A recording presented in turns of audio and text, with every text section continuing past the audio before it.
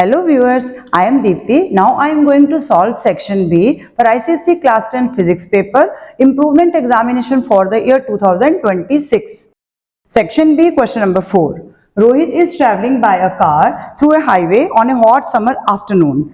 The road in front of him appears momentarily wet as shown in the figure. आपको दिख रहा है कि shining आ रही है थोड़ी सी. Name and define the phenomena responsible for this. तो basically the name of this phenomena is mirage, but क्योंकि हमें बोला है रिस्पॉन्सिबल फॉर दिस, तो we can also write this is due to atmospheric refraction. तो डिफाइन भी करना है. Basically mirage is an optical illusion caused due to atmospheric refraction. And what is the cause for atmospheric refraction? When light rays bend due to difference in temperature या temperature variation in different layer of earth. ये आपको लिखना है क्योंकि अलग अलग उसमें speed अलग अलग हो जाएगी इसलिए. तो डिफाइन द फिनोमेना में मिराज और एटमॉस्फेरिक रिफ्रैक्शन दोनों को लेके चलना है. Now provide another example that demonstrate the same phenomena. तो this you can see with shimmering trees जो आप देखते हैं हॉट डेजर्ट्स में जब हम जाते हैं तो वहां पर भी इसी के लिए होता है. सो यहाँ पर हमने थोड़ा सा एक्सप्लेन भी करना है. तो you have to write because यहाँ पर हमारा angle of incidence increases with critical angle, therefore total internal reflection occurs, and because of total internal reflection light bend towards observer's eye, then reflection of sky on the road हमें दिख रहा है which looks like a pool of water on the road itself. Now next part is in light का ही question है. ये light के ही questions आएंगे इसके अंदर सारे के सारे. क्वेश्चन नंबर 4 और 5 आपका लाइट के लिए ही रखा जाता है, सिर्फ एक आध पार्ट कोई और डाल देते हैं. Now in pattern is same. आपको दिख रहा है पैटर्न, आपका जो बोर्ड का पैटर्न था वही है. In the diagram given below अब कनकेव लेंस आपके पास L1 आया है. This is your concave lens L1 and convex L2. This is convex L2 वाला इस तरफ का right hand side. Lens of focal length 20 centimetre and 12 centimetre this is given are place parallel to each other such that they have a common principal axis. ये आपको line दी गई है principal axis. Study the path of the ray through the lenses and then calculate the length of x and y. आपको बताना है x is this length, this is x and this is y. सबसे पहले we can see that ये this light ray is coming and it is becoming parallel to the principal axis. Parallel हो रही है and after passing through convex lens it is bending towards the focus. तो आपको पता है convex lens से होकर जाने वाली ray if it is parallel initially then it will pass through focus after refraction. तो इट मींस ये जो P पॉइंट है ये आपका फोकस आ जाएगा. कन्वर्ज हो रही है toward focus means initially parallel है और बाद में यहां पर आ रही है. इट मींस ये P पॉइंट कॉन्वेक्स लेंस के लिए फोकस है, फोकल पॉइंट है आपका, मतलब F2 वाला साइड जहां पर वो कन्वर्ज होता है और पहले वाले में पैरेलल है तो कॉन्वेक्स है. Now calculate the length of x and y. अब अगर स्टार्ट हो रहा है and it appears to come from focus तो इट मींस ये कॉनकेव है, ये लाइन आपको दिख रही है और बाद में ये पैरेलल हो रही है. इट मींस इसका प्रिंसिपल फोकस भी वही है, कनकेव लेंस के लिए भी वही फोकस पॉइंट है. Calculate the length of x and y.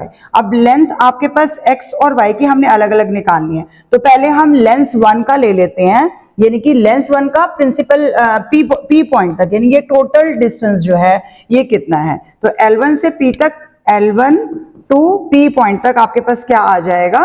This is the focal length of कौन सा लेंस है हमारा ये L1. और वो हमें क्वेश्चन में कितना दिया है F1 is equal to 20 centimetre and 12 centimetre respectively. तो F1 20 आपको क्वेश्चन में गिवन है. तो ये आ गया.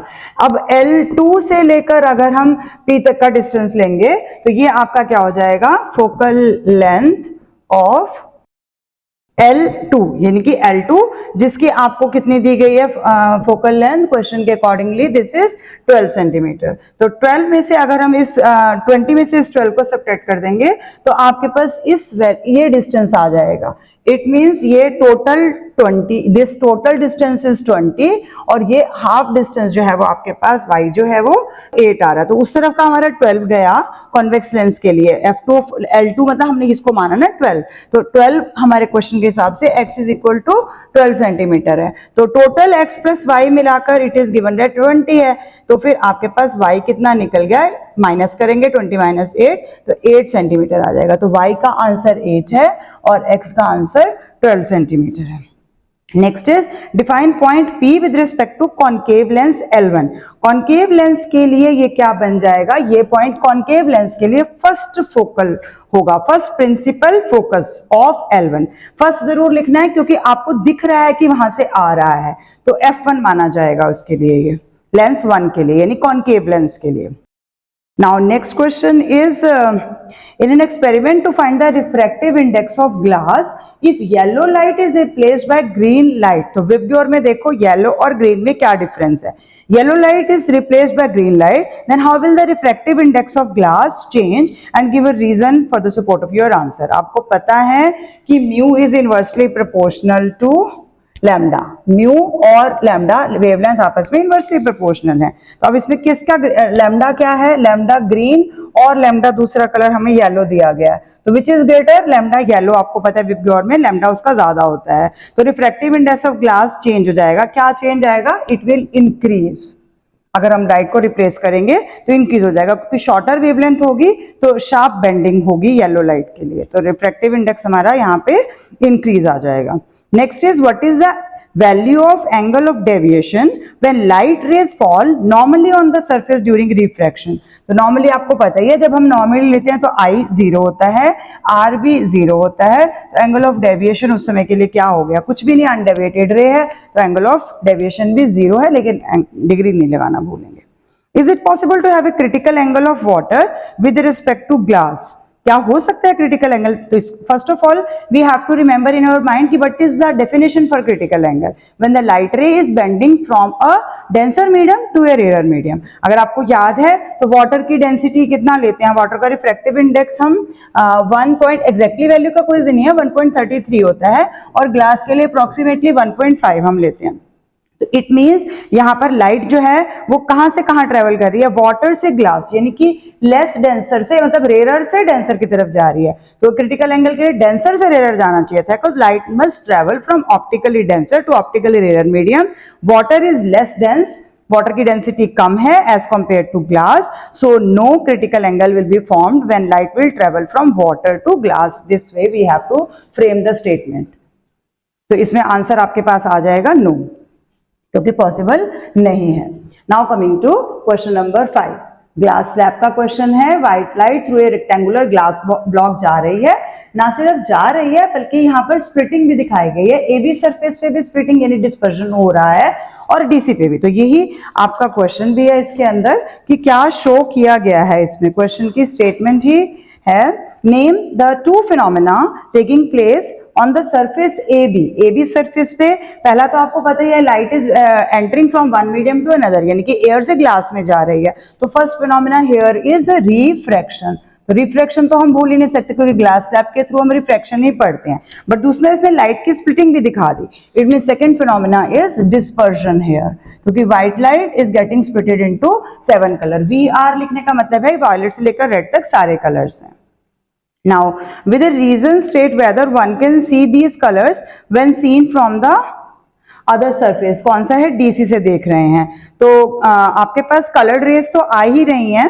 कॉन्स्टिट्यूएंट कलर्ड बैंड या colour band rays emerge, but ये are parallel to each other, ये पैरेलल के एरो लगे हुए हैं, parallel to each other and to the original direction of incident white light. So yes हमें दिखेंगे, slightly shifted band of colours are obtained. तो हमारा आंसर इसके लिए यस होगा, कि रीजन हमने सिर्फ ये बताना है कि दिखेगा स्लाइटली शिफ्टेड फ्रॉम द, क्योंकि प्रिज्म बेसिकली बेंडिंग कराता है, इसमें ज्यादा नहीं होगी, तो बेंडिंग बहुत ज्यादा नहीं होगी, होनी तो है जब उन्होंने शो करी है, तो slightly shifted band of colors will be obtained, ये आपको लिखना है इसके अंदर। Now coming to next question, a graph given below shows the change in temperature with time when a substance is cooled। फिर से आपको cooling curve ही दिया गया है। State the boiling point of the substance। तो boiling point है, तो यहाँ से पहले AB में ठंडा हो रहा है, 20 से 150 में आ रहा है, फिर उसके बाद BC फेज में इतना ही रह रहा है, तो boiling point कहाँ आ जाएगा आपका, ये फेज आपका BC वाला आएगा। State the boiling point of the substance, तो वैल्यू बॉइलिंग पॉइंट के लिए 150 डिग्री सेल्सियस, और फेज अगर बोलेगा तो BC फेज में आपकी बॉइलिंग दिखा गई है। What is the phase change occurring in the region DE। DE में यहाँ पर हॉरिजॉन्टल लाइन में कौन सा फेज चेंज हो रहा है, जब वहां पर वो ऑलरेडी बॉइलिंग दिखा चुका है, तब नीचे आएंगे तो क्या होगा उसके बाद, वो क्योंकि कूलिंग का हुआ है तो नीचे आने पे फ्रीजिंग या फिर सॉलिडिफिकेशन। तो हम यहाँ पर फ्रीजिंग भी ले सकते हैं, वैसे सॉलिडिफिकेशन ज्यादा अप्रोप्रिएट वर्ड है, तो सॉलिडिफिकेशन आप दिखा सकते हैं। State the range of temperature during which the substance is in the liquid state. तो लिक्विड स्टेट में कहाँ कहाँ पर है, BC में भी लिक्विड है और CD में भी लिक्विड है, लिक्विड से चेंज हो रहा है बट है दोनों में लिक्विड फेज ही है। तो कौन सा रेंज ऑफ टेम्परेचर हो जाएगा यहाँ पर, 150 से लेकर 100 डिग्री सेल्सियस तक आपका फेज चेंज यही वाला रहेगा, जिसमें वो लिक्विड स्टेट में ही है। तो BC और CD दोनों फेज को कंसिडर करेंगे, 150 से लेकर 100 तक वाला आपके पास आएगा थर्ड पार्ट के लिए। Now again a numerical, 280 gram of ice at 20 degree Celsius. तो सबसे पहले आइस दी है, आइस का mass this is given as 280 gram. Next is mixed with 600 gram of water. तो water and its mass is given as 600 gram of water at 50 degree Celsius. तो water का हमें टेम्परेचर भी दिया है, this is 50 degree Celsius. In a metal container of mass 300 ग्राम। तो हमें metal को भी कंसीडर करना है इसमें, जब मेटल दिया है तो हमें लेना पड़ेगा, और mass of metal is given as 300 gram, और टेम्परेचर उसका भी इतना ही रहेगा जितना वाटर का है। Now if the final temperature of the mixture is 10, total मिलाकर आपका final temperature T is equal to 10 degree Celsius it is given. Assuming no loss of heat to the atmosphere, calculate the specific heat capacity of metal container, और आपको values given है। तो अब gain कौन कर रहा है इसमें से, क्योंकि आइस है तो वही ठंडा है, टेम्परेचर टोटल डाके 10 फाइनल पे आ रहा है 10, तो इसका मतलब आइस जो है वो ठंडी है। तो गेन किस में टेम्परेचर ले रहे हैं हम, gain in ice, heat gained by ice is equal to यहाँ पर heat lost by water as well as metal, दोनों के लिए आ जाएगा। तो गेन इन और ये लॉस्ट बाय, इसमें हम वाटर को भी कंसिडर करेंगे प्लस मेटल को भी कंसिडर करेंगे। चाहे तो आप एक स्टेप में कर सकते हैं, नहीं तो you can use 2 steps also. अगर हम हीट गेन की बात कर रहे हैं तो आइस के केस में पहले हम ml फेज लेंगे, देन mc डेल्टा टी, ये फेज भी हमें लेनी है आइस के लिए, is equal to then water के लिए लेंगे जो लॉस कर रहा है, वाटर के लिए डायरेक्ट mc डेल्टा टी, और मेटल के लिए भी आपके पास mc डेल्टा टी रहेगा। करेक्ट वैल्यूज करेक्ट प्लेस पे सब्स्टिट्यूट करेंगे तो you will easily get the answer. अब हमें इसमें देखना है कि किसका कौन सा है, ये वाटर का है, ये मेटल का है, ये आइस के लिए टेम्परेचर है। आगे आप जिसकी वैल्यूज आपको पता है, जैसे ये हमने आइस के लिए लिया तो m आइस है, m आइस है, m वाटर है, m मेटल है, सबकी वैल्यूज डायरेक्टली आप पुट करते जाएंगे। नाउ हियर आइस के लिए तो मास तो सेम ही है और मास इज गिवन इज 280, तो वी कैन टेक 280 कॉमन, अंदर आपके पास L आ जाएगा, L इज 336 जो कि गिवन भी है क्वेश्चन के अंदर। Then next is C delta T, तो C की वैल्यू इज 4.2 और डेल्टा T की वैल्यू यहाँ पर टेम्परेचर कितना आ जाएगा आइस का, तो 10 है तो 10 माइनस 0 इट मीन्स इनटू 10 आ जाएगा, this is for ice. Next is आपका यहाँ पर हमने वाटर का लेना है, देन मेटल का लेना है। वाटर का कितना आ रहा है, वाटर के लिए मास इज 600, तो 600 हो गया मास इंटू 4.2 इसका हीट कैपेसिटी हो जाएगा, और चेंज इन टेम्परेचर वाटर का कितना है 50 माइनस 10, तो 50 minus 10 this is for water. Similarly for metal के लिए, मेटल का मास इज 300, मेटल की ही specific heat capacity I think हमको बतानी है, तो सी मेटल हमें सी मेटल ही रहने देंगे, और टेम्परेचर इसका भी चेंज जो है वो 50 माइनस 10 ही रहेगा, जो ऊपर है वही इसमें रहेगा। ना इसको कैलकुलेशन के बाद दिस इज 280 इंटू 336 प्लस इसको प्लस करेंगे तो 336 plus 42 is equal to, on this side अगर आप कैलकुलेट करेंगे this will become 2520 into 40 plus 300 और इसको मल्टीप्लाई कर दिया 1540 कर देंगे तो 12 ले लेते हैं directly, 12,000 into C metal is equal to ये वाला वैल्यू भी रहता है, दिस विल बिकम 105840। पूरा कैलकुलेट करेंगे, ये साइड ये दोनों मल्टीप्लाई होने के बाद इस तरफ आके माइनस हो जाएंगे, माइनस होने के बाद you will get 5040 is equal to आपके पास है 12,000 cm, यानी कि यहां से cm आपने निकालना है, तो specific heat capacity of metal is, इसको डिवाइड किया है आपने जस्ट 5040 को divided by 12,000 and you will get the answer is 0.42। और फाइनल आंसर में यूनिट्स आर वेरी इंपॉर्टेंट, तो जूल पर ग्राम पर केल्विन, 0.42 जूल पर ग्राम पर केल्विन आपको पूरा स्पेसिफिक हीट कैपेसिटी देनी है। 4 मार्कर न्यूमेरिकल है, तो हम किसी भी स्टेप में मार्क्स छोड़ नहीं सकते इसके अंदर। Now coming to question number 6, observe the diagram on a uniform metre scale of mass 200 ग्राम।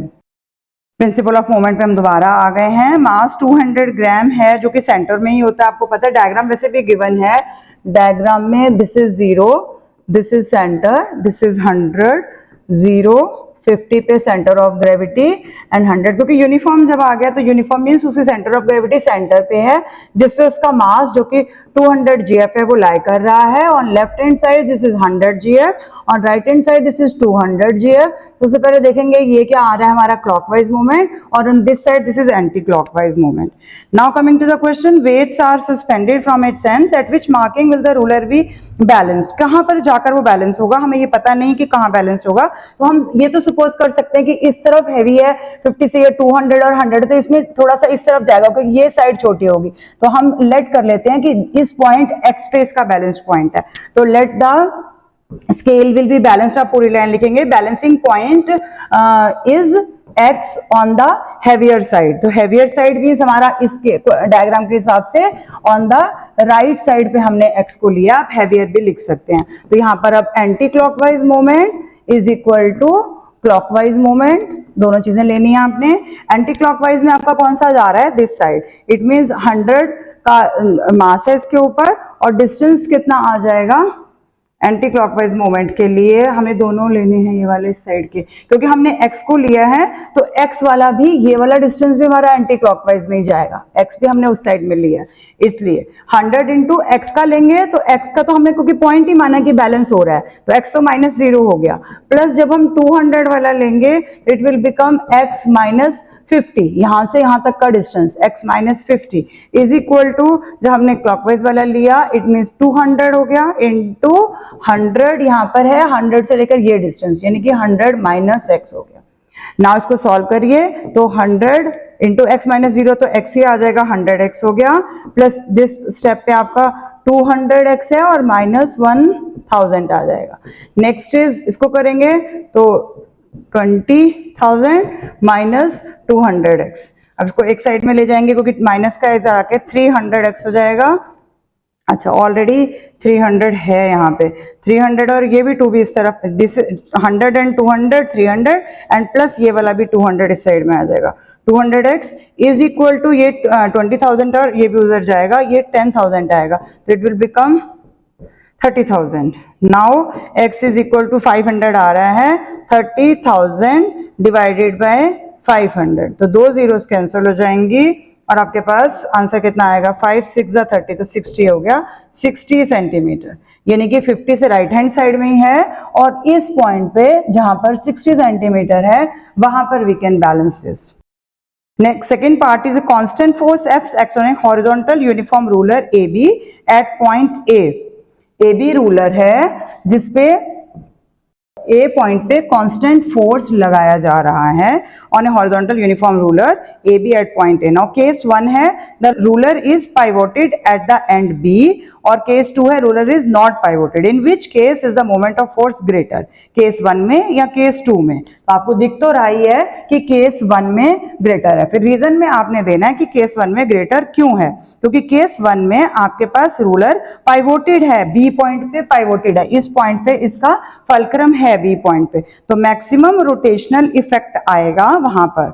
और जब हमारा रूलर पाइवोटेड ही नहीं है, कोई फल्क्रम ही नहीं होगी, तो रूलर रोटेट कहाँ करेगा, अबाउट सेंटर ऑफ ग्रेविटी, और सेंटर ऑफ ग्रेविटी कहाँ होगी उसकी, लगभग इस AB रॉड के सेंटर में होगी, हाफ आ जाएगा मीटर स्केल का, तो ऑब्वियसली वो कम हो जाएगा, तो इसका मतलब ग्रेटर किस में आएगा, केस 1 में आएगा। ये आपने बी पार्ट में रीजन के लिए गिवन करना है।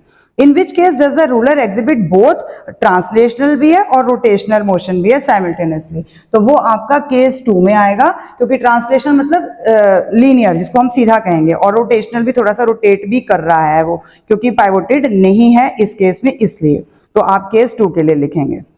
नाउ थर्ड पार्ट आपका बहुत ही सिंपल क्वेश्चन आ रहा है फिर से, जिसमें आपको डेरिवेशन देनी है, एम ए एन का रिलेशन देना है। तो we know that M A is equal to load upon effort, velocity ratio is equal to D E upon D L, ये हमें एज ए फॉर्मूले पता है। अब efficiency is equal to work output divided by work input. Work का हम कहाँ लेते हैं, लोड पे, तो L into D L. Effort का कहाँ लेते हैं, ई इंटू डी ई। इसको हम थोड़ा सा सिंप्लीफाई करके लिखेंगे, सिर्फ रीअरेंज करेंगे, डीएल को नीचे लाएंगे, तो डीई अपॉन डीएल। अब L upon E is M A और डिनोमिनेटर में दिस इज वी आर, तो efficiency is equal to M A upon V R, या फिर आप मल्टीप्लाई करके वी आर के साथ शो भी कर सकते हैं। Now next is a stapler of class 3 lever is used to staple papers. Is this lever a speed multiplier or a force multiplier? तो क्लास 3 में कहां पर होता है, आपको वैसे तो पता है यहाँ पर हम क्या यूज कर रहे हैं, स्पीड मल्टीप्लाई करेंगे। तो स्पीड मल्टीप्लायर के लिए आपका कम होना है। अब उसने बोला गिव रीजन, तो उसमें आपको बताना पड़ेगा। क्लास 3 लीवर में एफर्ट बीच में होता है, फलक्रम एक साइड में है, लोड एक साइड में, तो डीई छोटी है, डीएल बड़ी है। तो बस आपको पता चल गया यहाँ से। अब DE is less than DL, तो जब हम इसके अंदर एम ए निकालेंगे या वी आर ही निकालेंगे, तो V R is equal to DE upon DL, जिसमें न्यूमरेटर हमारा कम हो जाएगा। न्यूमरेटर छोटा है तो इसलिए हमारा वी आर जो है वो लेस देन 1 आएगा। वी आर या एम ए लेस देन 1 होने का मतलब है कि this machine will be act as a speed multiplier. Now next is question number 7. A block and tackle system of pulleys has a velocity ratio VR is equal to 5 है। Draw a label diagram of system indicating clearly the direction of tension, load and effort. Tension upward direction में, load downward direction में, effort हर string में you have to show. और यहाँ पर आपका जो string है उसका hook will be start from the lower block. Lower block क्योंकि 5 नंबर ऑफ पुलीज हैं, तो LO से मैंने आपको अपनी वीडियो में भी बताया हुआ है, जब ऑड नंबर ऑफ पुलीज होगा तो हमने लोअर ब्लॉक से हुक को स्टार्ट करना। मतलब आपके 2 हुक आते हैं जैसे यहाँ पर ऐसे, तो आप लोअर हुक से ऊपर की तरफ जाएंगे, फिर आप नीचे आएंगे, फिर ऊपर जाएंगे, फिर नीचे जाके ऐसे आपके पास आ जाएगा। Diagram is very simple, I know, ये आपने बहुत ठीक बनाया होगा। It is observed during an earthquake that the short period seismic waves damage low rise building while long period waves damage high rise building. Name the phenomena responsible for the damage of buildings. तो कौन सा phenomena है? This phenomena is resonance. Why do long period seismic waves damage high rise building? तो अब high rise building है यानी ऊंची है, तो high rise building have low natural frequency. जितनी हाई होंगी उतनी natural frequency inversely proportional length के हमने फॉर्मूला पढ़ा हुआ है कि frequency is inversely proportional to length. जितनी हाई राइज बिल्डिंग होगी उसका नेचुरल फ्रीक्वेंसी उतना ही कम होगा, which matches with the low frequency of long period seismic wave के साथ मैच करेगा। Therefore they will vibrate with larger amplitude, जिसकी वजह से damage will be more, leading to more damage. बस इतना आपने लिखना है। इसमें मोर एम्पलीट्यूड वर्ड बहुत इंपॉर्टेंट होता है, लार्जर एम्पलीट्यूड जब फ्रीक्वेंसी मैच करेगी। इफ यू स्टूडेंट मिस कि हमने लार्जर एम्पलीट्यूड वर्ड नहीं लिखा तो फिर तो वो एम्पलीट्यूड ज्यादा हो ही नहीं रहा, तो फिर डैमेज कैसे होगा, तो वो वर्ड आना जरूरी है, कीवर्ड है। Next, person standing between 2 vertical cliffs produces a sound, तो न्यूमेरिकल ही आ रहा है साउंड चैप्टर का। Person standing between 2 vertical cliff, यहाँ पर है person, produces a sound and hears the first echo after 3 second. तो जो भी नियरेस्ट है वहां से जो टाइम लग रहा है this is 3 second. If the distance between the cliffs is, total distance between the cliffs is 1760 metre is given, then after how much time will he hear the second echo, यानी हमें ये वाला time बताना है कि T2 कितना है। How much time? The speed is given as speed V is given as 320 meter per second. तो हम लिख देंगे कि let the distance of nearest cliff is equal to x metre है ये वाला। तो इस केस में आपके पास कितना आ जाएगा, x is equal to 320 speed है, 320 इंटू 3/2, इट मीन्स 480 मीटर आपके पास आ गया यहाँ पे डिस्टेंस। तो ये वाला डिस्टेंस, ये दिस डिस्टेंस टोटल इज 1760। तो 1760 में से अगर नियरेस्ट क्लिफ का 480 वी विल सब्ट्रैक्ट, तो आपके पास क्या आ रहा है, दिस इज 1280। तो it means this distance is 1280। Now distance हमारे पास है, टाइम हमें बताना है, तो टाइम T2 हम इसको ले लेंगे क्योंकि हमने ये टाइम बताना है। T2 is equal to twice of होता है 2 इंटू जितना डिस्टेंस है 1280 अपॉन आपके पास जितनी स्पीड है, स्पीड इज गिवन एज 320। जितना कट हो रहा है कट करेंगे, दिस इज 2 है तो 16 हो गया, 16 पे इसको काटेंगे, दिस इज 8, तो इट इज 8 सेकेंड। तो T2 जो सेकेंड टाइम हमारा आ रहा है, यानी कि नियरेस्ट क्लिप से 3 सेकेंड का टाइम लगा, और जो फादर वाली क्लिप है उससे हमारा 8 सेकेंड का टाइम आंसर आ रहा है। Now next is question number 8, observe the circuit diagram, जिसमें दो आपको रेजिस्टेंसेस पहले पैरेलल में दिख रहे हैं अलोंग विद सीरीज 3 ओम, और यहाँ पर आपके पास इंटरनल रेजिस्टेंस भी गिवन है। This internal resistance is given as 0.6 ohm, और ये एक और रेजिस्टेंस जिसको हम R2 एज्यूम कर सकते हैं, दिस इज 3 ओम। अब इन दोनों का पैरेलल हमें निकालना है, क्योंकि हमें करंट 3 ओम वाले के लिए चेक करना है इसमें पहले के लिए, जिसके लिए बेटर रहेगा हम EMF का फॉर्मूला लगा के इसको डायरेक्टली कर लें। तो पहले पैरेलल वाली रेजिस्टेंस कितनी है, 1/RP 4 है और 1/6 है, इट मीन्स 12 आ गया, 4 3, इट मीन्स 5/12, तो parallel resistance is equal to 12/5 means 2.4 ohm, ये आ गया पैरेलल रेजिस्टेंस। अब EMF का फॉर्मूला इज I, हम नॉर्मली R लेते हैं, लेकिन यहाँ पर R1 R2 हमने उसको लिया, और इंटरनल रेजिस्टेंस, सारे रेजिस्टेंस को कैलकुलेट करना पड़ेगा।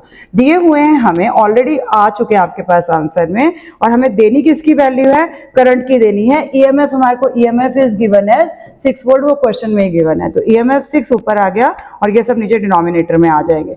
फर्स्ट वैल्यू R1 की, हमने जो R पैरेलल है इसको हमने R1 एज्यूम किया है, this is 2.4। Second value R2 means 3 ओम, और इंटरनल रेजिस्टेंस मीन्स 0.6, तो सबको प्लस करेंगे तो 6 ही आएगा, इट मीन्स 1 एम्पियर। तो करंट सर्किट में 1 एम्पियर है, तो 3 ओम के थ्रू, यानी कि उसने बोला थ्रू 3 ओम रेजिस्टर, तो जो सीरीज में आ रहा है वही 3 ओम में भी जाएगा, इट मीन्स इसका आंसर हमारा आ जाएगा, this is 1 ampere. Now next is current drawn from the cell when 3 ohm resistance is replaced by connecting wire of negligible resistance। यानी अगर हम इसका इक्विवेलेंट सर्किट बनाए तो यहाँ पर 3 ओम है ही नहीं, या डायरेक्ट एक नॉर्मल नेग्लिजिबल रेजिस्टेंस बन गई, यानी आप इसमें 3 की वैल्यू को हटा देंगे तो आपके पास आंसर आ जाएगा। बी पार्ट के लिए हम दोबारा से EMF का फॉर्मूला लिखेंगे, तो इसमें I है, R1 रहेगा, R2 नहीं है, और इंटरनल रेजिस्टेंस भी रहेगा, तो यहाँ पर वही same I is equal to EMF 6 upon R1 की value is 2.4 and small internal resistance is 6, तो 0.6, तो 6/3 मीन्स 2 एम्पियर आ जाएगा। तो ड्रॉन 3 ओम वाले को अगर हम हटा देंगे तो करंट विल इंक्रीज, क्योंकि वो 2 एम्पियर हो जाएगा। This is the answer for 8th question first part. Now next is graph related question. Which of the following graphs A, B or C show the correct relation between potential difference V and current I for an ohmic resistor? Give a reason for your answer.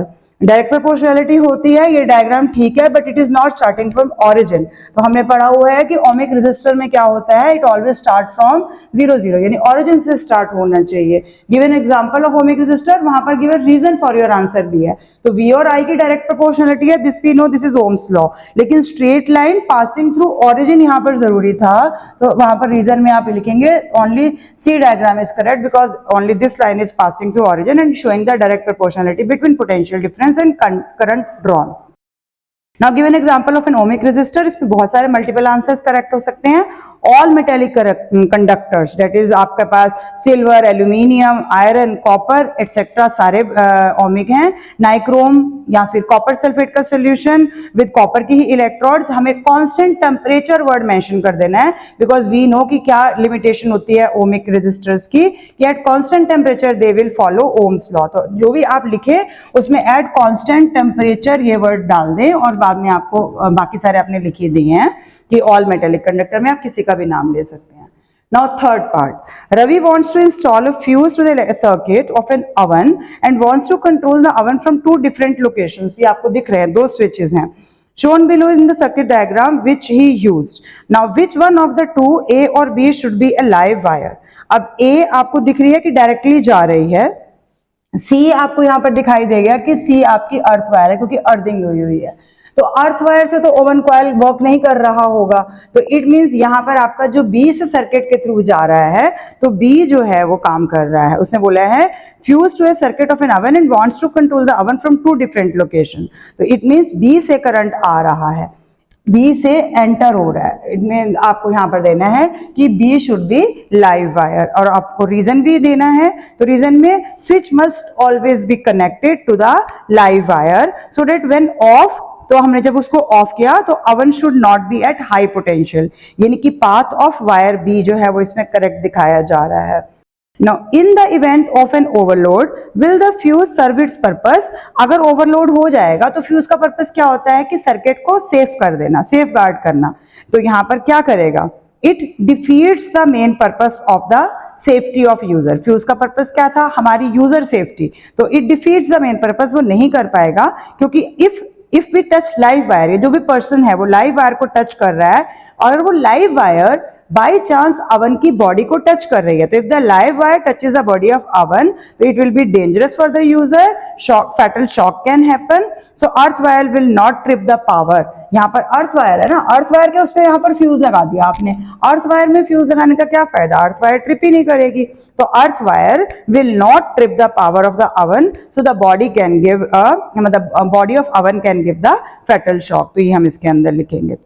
बाकी पहले first part में B is the live wire होगा क्योंकि current आ रहा है और इसके थ्रू जा रहा है। Now next second part is B part. What does the statement A bulb is rated 600 watt 220 volt mean?